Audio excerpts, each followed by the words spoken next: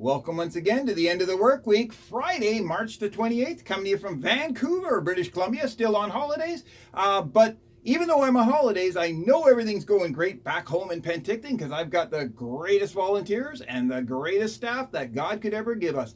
My wife Lisa and I thank you from the bottom of our hearts that we can relax, have some time with our family because we have such great people working alongside of us and taking care of things when we're not there. Thank you very much. How do we end the work week off? Well, guarding your heart. Maybe that's a way to start on a Monday, but we can end doing that as well. Proverbs 4:23 tells us this today. Above all else, guard your heart, for everything you do flows from it. How true is that in our daily life? You know, the Bible tells us that everything we do flows from the condition of our hearts.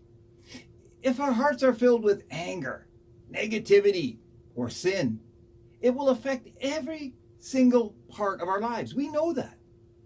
But when we guard our hearts by being mindful of what we allow in and keeping our focus where? Our focus on God, we will produce a life that simply honors Him.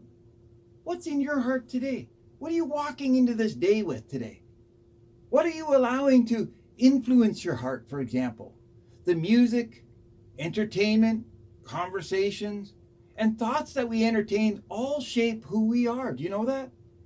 Be intentional today about filling your heart with things that draw you closer to God rather than simply pull you away.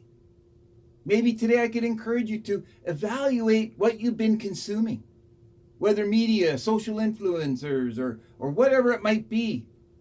Just simply maybe the thoughts in your head. And make one change today to protect and strengthen your heart spiritually. Guarding your heart, so important in these days when there's so many things that can influence away from God.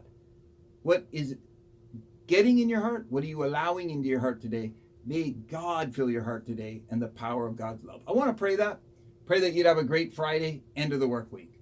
Lord, help us today again, just simply to guard our heart. Show us anything in our lives that is not pleasing, simply not pleasing to you.